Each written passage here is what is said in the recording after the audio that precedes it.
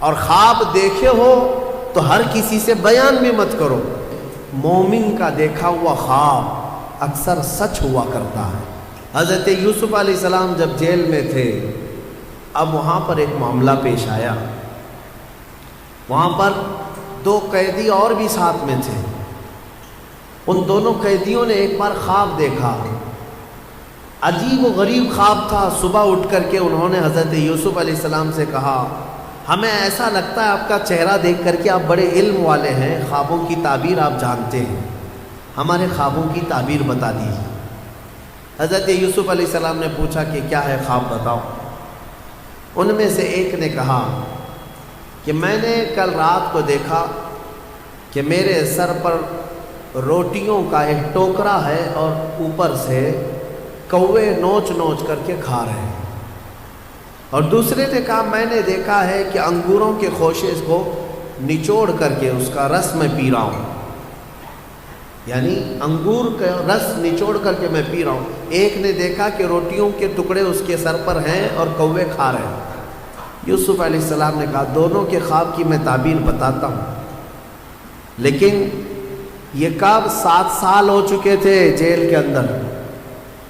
یوسف علیہ السلام نے دونوں کی تعبیر بتائی اور یہ بھی کہا، پہلے تعبیر سن لے، کہا کہ جو انگور کا خوشہ نچوڑ کر کے رس پی رہا تھا، کہا تیرے لیے مبارک ہے، عنقریب تیری آزادی کا پروانہ ہے، تو جیل سے آزاد ہو جائے۔ لیکن تو آزاد ہو جائے تو میرا ایک کام کرنا کہ عزیز مصر بدل چکا ہے، اب بادشاہ جو وقت کا تھا وہ بدل گیا، زلیخا کا شوہر نہیں ہے، اس کے پاس جا کر کے میری بات رکھنا، مجھے ناحق جیل کے اندر رکھا گیا ہے، میری آزادی کی بات رکھنا۔ اس نے کہا ٹھیک ہے۔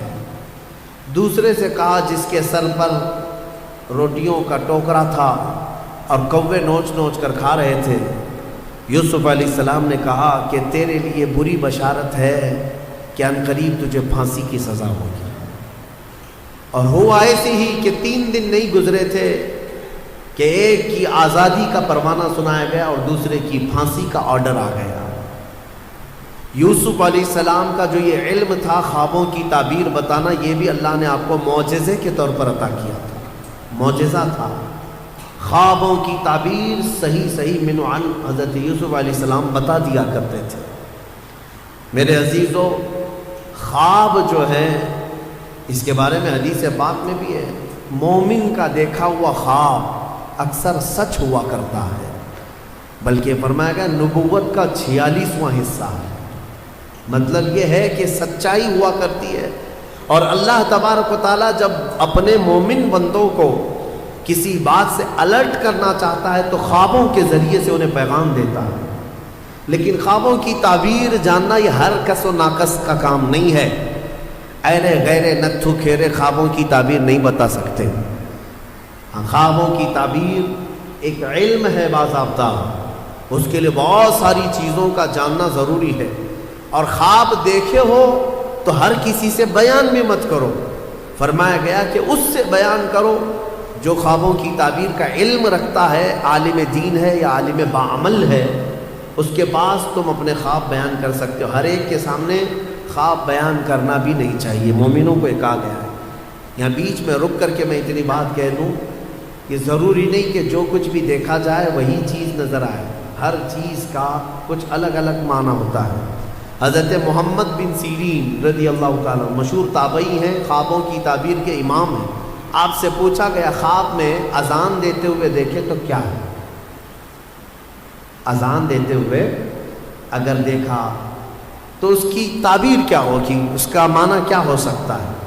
توجہ چاہتا ہوں، صرف جھٹ سے ایسی ہی تعبیر نہیں بتا دی جائے گی کہ اذان دیتے ہوئے دیکھے، ہاں اس کا معنی یہ ہے۔ پہلے یہ دیکھا جائے گا کہ دیکھنے والا کون ہے۔ خواب دیکھنے والے کے اوپر ڈیپینڈ کرتا ہے، دیکھنے والا کیسا ہے۔ تو 2 تعبیریں آتی ہیں اس کی۔ اگر دیکھنے والا شریف آدمی ہے، نیک آدمی ہے، تو اس کا مطلب یہ ہے کہ عنقریب وہ حج پر جائے گا۔ اذان دیتے ہوئے دیکھا یا سنا اور وہ بھی قرآن کی آیت سے انہوں نے ثابت کی، وَأَذِّن فِي النَّاسِ بِالْحَجِّ، اذان دیتے ہوئے اگر نیک آدمی نے دیکھا پابند صوم و صلاۃ ہے تو اس کا معنی ہے کہ وہ حج پر جائے گا، اور اگر فاسق و فاجر ہے، بے عمل ہے، اس نے دیکھا اذان دیتے ہوئے تو اس کا معنی یہ ہے کہ عنقریب وہ چوری میں پکڑا جائے گا۔ زمین آسمان کا فرق ہے تعبیروں میں، ایک ہی اذان ہے، دیکھنے والے کے اوپر ڈیپینڈ کرتا ہے، ایک حج پہ جا رہا ہے اور ایک جیل جا رہا ہے، چوری میں پکڑا جائے گا۔ اس کو بھی انہوں نے قرآن کی آیت سے ثابت کیا، فَأَذَّنَ مُؤَذِّنٌ أَيَّتُهَا الْعِيرُ إِنَّكُمْ لَسَارِقُونَ۔ قرآن پاک میں یہ دونوں جگہ پر اذان کا لفظ آیا۔ اسی طرح سے ایک اور بات میں عرض کر دوں، حضرت زبیدہ خاتون جو خلیفہ ہارون رشید کی بیوی ہیں، انہوں نے ایک رات خواب دیکھا تھا، بہت بھیانک خواب دیکھا، بہت سارے مرد مل کر کے ان کی عزت لوٹ رہے تھے، عصمت دری کر رہے تھے۔ وہ ڈر گئی صبح اٹھ کر کے۔ یہ وہی زمانہ ہے جب حضرت محمد بن سیرین موجود تھے۔ زبیدہ خاتون نے اپنی ایک خادمہ کو بلایا اور کہا حضرت محمد بن سیرین کے پاس جا، ایک خواب کی تعبیر پوچھ کر کیا، لیکن یہ کہنا کہ تو نے دیکھا خواب۔ عیب ہے نا، بادشاہ کی بیوی اگر ایسا خواب دیکھی ہے تو شرمندگی کی بات ہے کہ کیا کیا دیکھتی ہے خواب میں، لوگ باتیں بنائیں۔ تو خادمہ سے کہا کہنا کہ تو نے دیکھا۔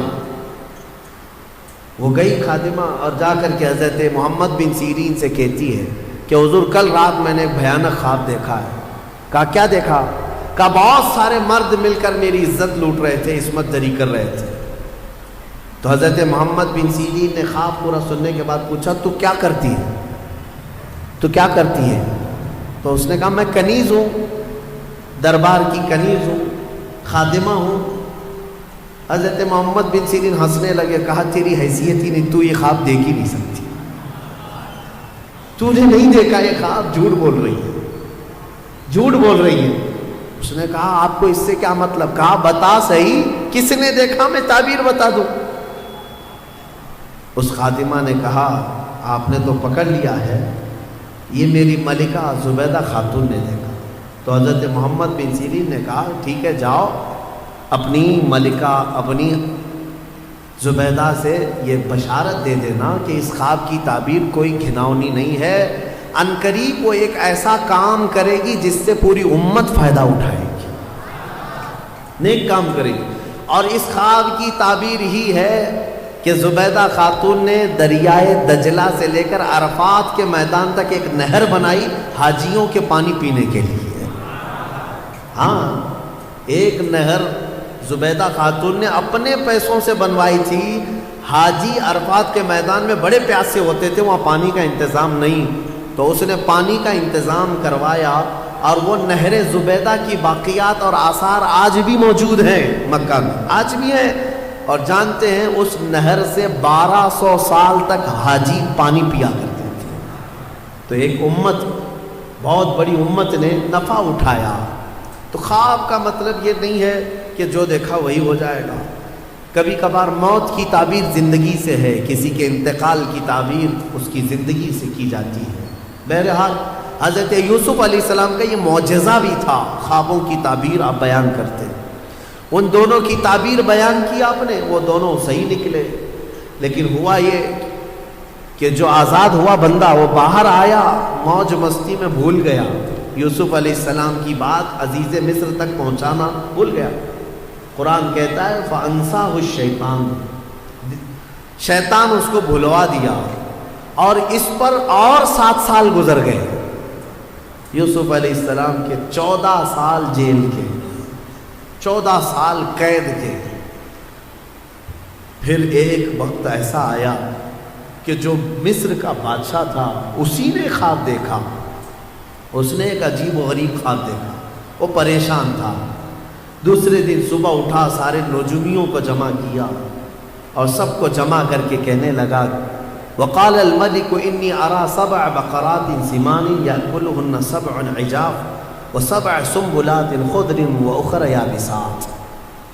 کہتا ہے کہ کل میں نے عجیب و غریب خواب دیکھا ہے، 7 بھینسیں موٹی تازی اچھی خاصی 7 بھینسیں دیکھا، اور پھر 7 گھاس کے جو اوٹ ہوتے ہیں، 7 ہری ہری گھاسوں کے اوٹ تھے، اور پھر 7 سوکھی گھاسوں کے اوٹ۔ اس کا مطلب کیا ہے؟ کیا ہو سکتا ہے؟ ہاں، بادشاہ کے دربار میں چاپلوس بہت سارے ہوتے ہیں، اٹکل پچھو مارتے رہتے ہیں، ادھر کا ہو سکتا ہے ادھر کا ہو سکتا ہے، لیکن بادشاہ کو کوئی بات جمی نہیں، یہ بھی نہیں سمجھ میں آ رہا، یہ بھی نہیں سمجھ میں۔ اس دربار میں وہ جیل سے چھوٹا ہوا آدمی موجود تھا، اس کو یاد آ گیا کہ جیل میں ایک شخص ہے جو خوابوں کی تعبیر بتاتا ہے۔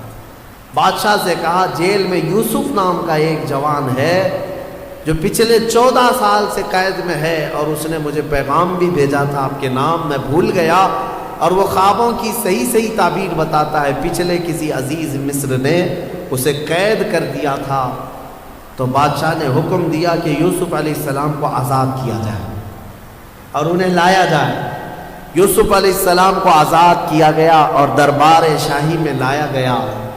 تو آپ کا جو عزیز مصر تھا اس نے اپنا خواب بیان کیا، تو یوسف علیہ السلام نے خواب کی سچی تعبیر یوں بتائی، کہا کہ اے بادشاہ، اے عزیز مصر، اس خواب کی تعبیر یہ ہے کہ اگلے آنے والے 7 سال تمہارے خوشحالی کے ہوں گے، بہت خوشحالی ہوگی، اور ہر جگہ ہریالی سبزے ہوں گے، اور پھر اس کے بعد 7 سال ایسے آئیں گے جس میں قحط پڑ جائے گا، کوئی زمین میں سبزہ نہیں ہوگا، یہاں تک کہ لوگ بھوکے پیاسے مرنے لگ جائیں گے۔ لہٰذا تیرے لیے یہ حکم ہے کہ یہ اگلے جو 7 سال آئیں گے اس میں سارا غلہ جمع کر لے اور سارا اپنے لیے محفوظ ٹھکانہ بنا لے، تاکہ جب قحط کے سال آئیں تو یہ جمع شدہ غلہ اپنی رعایا میں تقسیم کیا جا سکے۔ یہ خواب کی تعبیر۔ بادشاہ کو بات سمجھ میں آ گئی کہ ہاں بالکل یہ تعبیر درست ہو سکتی ہے۔ اس نے پھر محسوس کیا کہ 1 سال کے بعد ہی مصر میں ہریالی، سبزے کی فراوانی، اناج، غلہ، کثرت سے برکت۔ تو بادشاہ کو سمجھ میں آ گیا کہ میری خواب کی تعبیر صحیح ہے۔ پھر 7 سال اس نے یوسف علیہ السلام کے کہنے کے مطابق غلہ جمع کرنا شروع کیا، خوب جمع کیا، وافر مقدار میں ساری چیزیں جمع ہوئی۔ 7 سال گزرنے کے بعد پھر قحط سالی کا دور شروع ہوا، سوکھا پڑ گیا، زمینیں کچھ نہیں اگاتی تھی، بارشیں رک گئی۔ پھر جب لوگ قحط سالی میں پریشان ہو کر بھوکے گھومنے لگے، یہاں تک کہ لوگوں کے پاس جو تھا سب بیچ دیا، لوگوں نے گھر بیچ دیے، جائیدادیں بیچ دی، زمینیں بیچ دی، حتیٰ کہ اپنے آپ کو بھی بیچ دیا لوگوں نے۔ بادشاہ اس وقت جو جمع کیا ہوا تھا وہ اب تقسیم کرنا شروع کرتا ہے۔ اب یوسف علیہ السلام کی بتائی ہوئی تعبیر من و عن جب صحیح ثابت ہوئی تو بادشاہ نے حضرت یوسف علیہ السلام کو وزیر اعظم بنا دیا، اپنے دربار کا خاص وزیر بنایا۔ اور قرآن میں مولا فرماتا ہے کہ ہم نے یوسف کو کہاں سے کہاں پہنچایا۔ یہ سفر یوسف ہے، دیکھنا ہے میرے عزیز۔ ابھی اور میں آپ کو آگے بتاتا ہوں کہاں سے یوسف علیہ السلام چلے۔ زندگی میں کیا آتا ہے اور کیا جاتا ہے تم کبھی فیصلہ نہیں کر سکو گے۔ یوسف علیہ السلام وزیر اعظم کے منصب پر قائم ہوئے، اور پھر جب قحط سالی کا دور شروع ہوا تو وہ وقت بھی آیا کہ جب لوگ بھوکے پیاسے بادشاہ کی طرف آتے، بادشاہ غلہ اور اناج تقسیم کرتا۔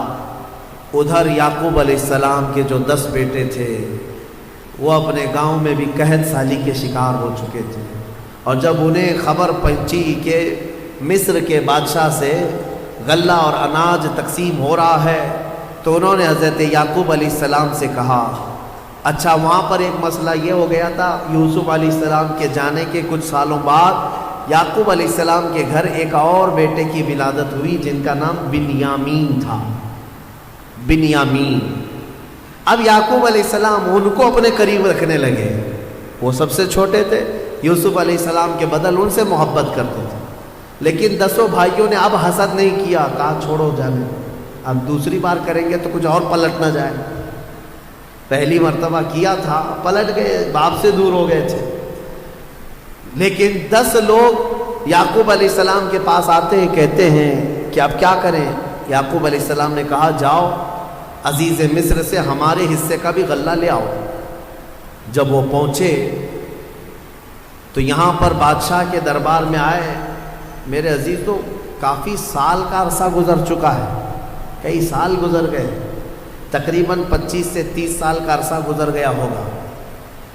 اور اس وقت وہ آئے، یوسف علیہ السلام کو انہوں نے نہیں پہچانا۔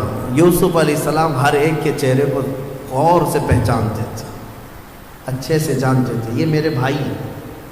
انہوں نے کہا کہ ہمیں غلہ دے دیا جائے ہمارے حصے کا۔ یوسف علیہ السلام نے کہا کتنے لوگ ہیں تمہارے گھر میں؟ کہا ہم 10 ہیں، ہمارے باپ ہیں۔ کہا اور بھی ہے؟ کہا ہاں ایک چھوٹا بھائی ہے ہمارا۔ یوسف علیہ السلام کو اس بات کی خبر تھی کہ ان کے ایک چھوٹے بھائی کی ولادت ہوئی ہے اور باپ انہیں زیادہ چاہتے ہیں۔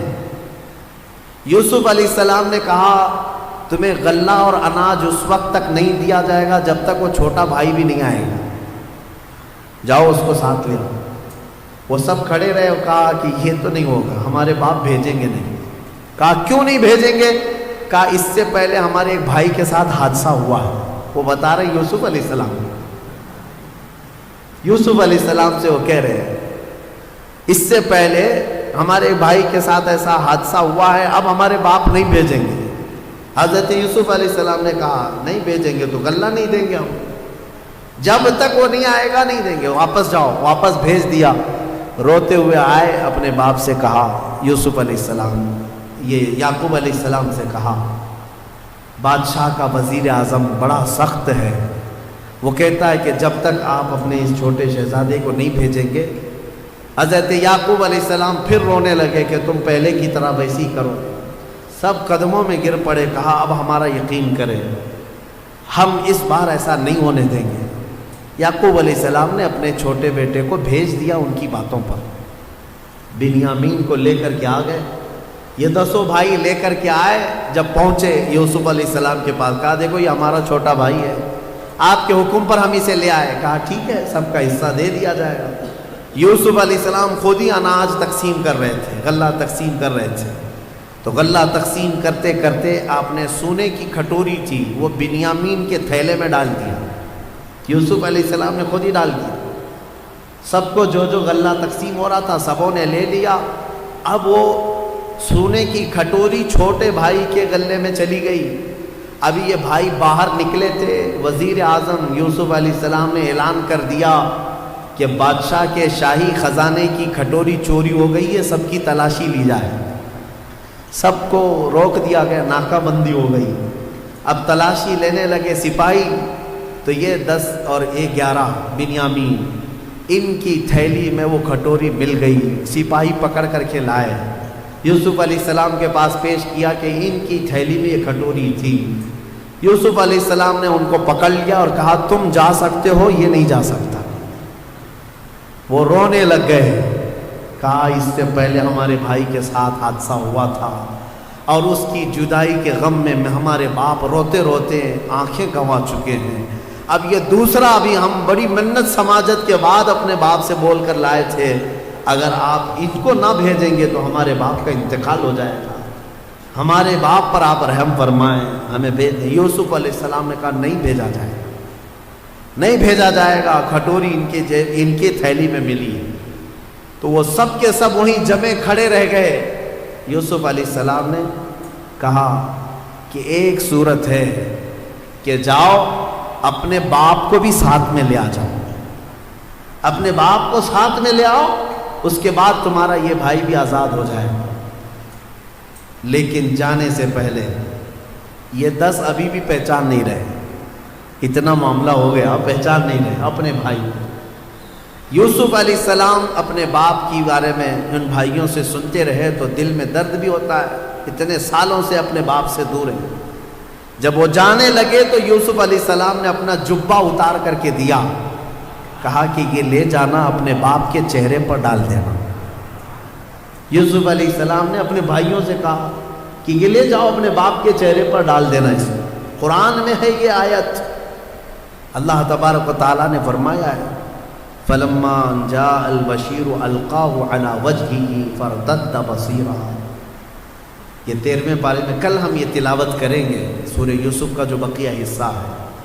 تو یوسف علیہ السلام نے یہ جبہ دیا اور کہا کہ لے جاؤ. اب یہ بھائی لے کر کے چل پڑے. جب وہ بیچ راستے میں پہنچے تھے، یعقوب علیہ السلام اپنے گھر میں اپنی بیوی وغیرہ کو بلا کر کہتے ہیں بے قراری ہو رہی ہے، مجھے بے چینی ہو رہی ہے. کہا کس چیز کی؟ کہا مجھے یوسف کی خوشبو آ رہی ہے. انی لاجد ریح یوسف، میں یوسف کی خوشبو سونگھ رہا ہوں. تو لوگوں نے کہا آپ پرانے خیالات میں ہیں، ہمیشہ یوسف یوسف کرتے رہتے ہیں، کہاں اتنے سالوں کے بعد یوسف کی خوشبو آ رہی ہے آپ کو؟ میرے عزیزو، ایک نبی دوسرے نبی کی خوشبو محسوس کر رہے ہیں. بھائی جب قریب آئے تو اب قرآن میں ہے کہ یہ 10 بھائیوں نے وہ جبہ لا کر یعقوب علیہ السلام کے چہرے پر ڈال دیا. فارتد بصیرا، قرآن کہتا ہے یعقوب علیہ السلام کی آنکھیں روشن ہو گئی، بینائی لوٹ آئی. پھر بھائیوں نے کہا کہ ہمارے ساتھ ایسا ایسا معاملہ ہوا ہے.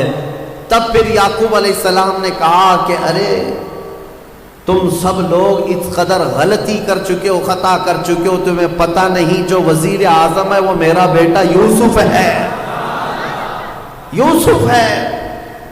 سب کے سب باپ کے قدموں میں جھک گئے اور معافی طلبی کی. اور حضرت یعقوب علیہ السلام نے کہا ایسے نہیں، چلو یوسف کے پاس چلتے ہیں. حضرت یعقوب علیہ السلام ان 10 بیٹوں کو لے کر کے آئے. جب یہاں پہنچے تو وہ بادشاہ وقت عزیز مصر کو یوسف علیہ السلام نے اپنا پورا واقعہ سنا دیا کہ میرے ساتھ بچپن کے ساتھ کیا ہوا تھا، اور یہ وہ 10 لوگ ہیں جنہوں نے مجھے کنویں میں ڈالا تھا. اب وہ آ رہے ہیں، اللہ نے مجھے نبوت عطا فرمائی ہے. یوسف علیہ السلام نے عزیز مصر کو بتایا. جیسے ہی یعقوب علیہ السلام مصر کی سرزمین پر پہنچے 10 بیٹوں کو لے کر، ایک بیٹے بنیامین وہیں تھے اور ایک عزیز مصر بھی وہاں پر تھا. تو سب کے سب جب یوسف علیہ السلام کے پاس آئے تو دیکھتے ہی یعقوب علیہ السلام اور ان کے 11 بیٹے اور عزیز مصر سب کے سب یوسف علیہ السلام کے لیے سجدے میں گر گئے. یہ تعظیم کا سجدہ تھا، عبادت کا سجدہ نہیں. تعظیم کے لیے سجدے میں گر گئے. اور اس کے بعد سبوں نے سر اٹھایا تو یعقوب علیہ السلام نے کہا بیٹا بچپن میں جو تو نے خواب دیکھا تھا اس کی یہ تعبیر ہے. تو نے دیکھا تھا نا کہ 10 ستارے، ایک چاند اور ایک سورج تجھے سجدہ کر رہے ہیں. یہ 10 تارے تیرے بھائی ہیں اور ایک سورج میں ہوں اور ایک چاند یہ عزیز مصر ہے. انی رأیت 11 کوكبا، 11 ستارے جو تجھے سجدہ کر رہے ہیں وہ تیرے 11 بھائی ہیں. ایک سورج یہ یعقوب علیہ السلام، ایک چاند یہ عزیز مصر. اللہ تبارک و تعالیٰ نے تیرے خواب کی تعبیر پوری فرمائی. اب اس کے بعد عزیز مصر اس پد سے، اس منصب سے بھی ہٹ گیا. اب یوسف علیہ السلام کو مصر کی بادشاہت عطا فرمائی. کہاں سے نکلے تھے؟ سفر یوسف کو یاد کرو. یہ رب تبارک و تعالیٰ کی حکمت کے فیصلے ہیں. قرآن میں مولا فرماتا ہے وَكَذَلِكَ مَكَّنَّا لِيُوسُفَ فِي الْأَرْضِ، اس طرح ہم نے یوسف کو زمین میں قرار دیا اور ہم جسے جہاں چاہتے ہیں وہاں بٹھاتے ہیں. تُعِزُّ مَن تَشَاءُ وَتُذِلُّ مَن تَشَاءُ، وہ مولا جسے چاہے عزت عطا کرے، تو جسے چاہے ذلت عطا کرے. رب تبارک و تعالیٰ نے یوسف علیہ السلام کو ان تمام مقامات سے گزارا. اس میں ہمارے لیے کئی عبرت کی چیزیں ہیں، کئی حکمت کی چیزیں ہیں. زندگی میں کچھ چیزیں ایسی مشقت کی آتی ہیں، اس کا مطلب یہ نہیں کہ وہ ہمیشہ رہ جائے. کبھی یوسف علیہ السلام کنویں میں ہمیشہ نہیں رہے، کبھی یوسف علیہ السلام زلیخا کے گھر میں ہمیشہ نہیں رہے، کبھی یوسف علیہ السلام جیل میں بھی ہمیشہ نہیں رہے. ہر جگہ ایک نئی صبح آنی ہے، ایک نئی صبح آنی ہے. آج اگر چاند کو گہن لگا ہے تو کل چھٹنا بھی ہے. آج اگر مسلمانوں پر ظلم و ستم کے پہاڑ ڈھائے جا رہے ہیں، کل انشاءاللہ صبح طلوع ہوگی، کل صبح طلوع ہوگی. وہ روشنی پرچم اسلام کی لہرائے گی ضرور. سنا ہے قدسیوں سے میں نے کہ وہ شیر پھر ہوشیار ہوگا. میرے عزیزو، ہمارے بزرگ فرمایا کرتے، خاص طور پر مجھے نصیحت کے طور پر ہمارے بزرگ عالم دین تھے، انہوں نے کہا تھا، عورتیں بہت ساری شکایت لے کر ان کے پاس روتی ہوئی آئی تھی، تو انہوں نے کہا تھا کہ تمہیں پتہ ہے ٹرین میں بیٹھتے ہو، سفر کرتے ہو، ٹرین میں سفر کرتے ہو تو ٹرین کبھی کبھار ٹنل میں جاتی ہے، ممبئی جانے والوں کو پتہ ہوگا اکثر کہ وہ ٹنل کے اندر سے ہو کے جاتی ہے، گوفا جو ہوتا ہے پہاڑ کے بیچ میں سے اندر گھس جاتی ہے اور پھر باہر نکلتی ہے۔ تو جیسی ٹرین ٹنل میں جاتی ہے، اندھیرا، کچھ نظر نہیں آتا، کچھ نظر نہیں آتا، جاتی ہے نا ٹرین پہاڑ کے اندر سے ہو کے، گوفے کے اندر سے، غار میں سے ہو کے جاتی ہے، جو کھود کے بنایا گیا سرنگ ہے، تو اس سرنگ میں جیسی ٹرین جاتی ہے اندھیرا ہو جاتا ہے، لیکن تم سب کے سب بیٹھے کیوں رہتے ہو ٹرین میں؟ جب اندھیرا ہو جائے تو گھبرا کر کے اتر کیوں نہیں جاتے؟ بھاگتے کیوں نہیں ادھر سے ادھر؟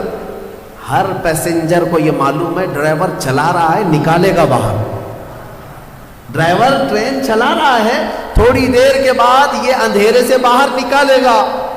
تو فرماتے ہیں ہمارے بزرگ کہ اے نادان ڈرائیور کے، ٹرین کے ڈرائیور پر جب تجھے اتنا بھروسہ ہے کہ وہ ٹنل کی اندھیریوں سے نکال سکتا ہے، تو اس رب الارباب پر کیوں نہیں یقین ہے جو زندگی کی اندھیریوں سے نکال کر تجھے اجالے میں ضرور لائے گا۔ ایک دن آئے گا جب تو اپنی مصیبتوں اور مشقتوں سے نکلے گا اور پھر اجالا ضرور دیکھے گا۔ کوئی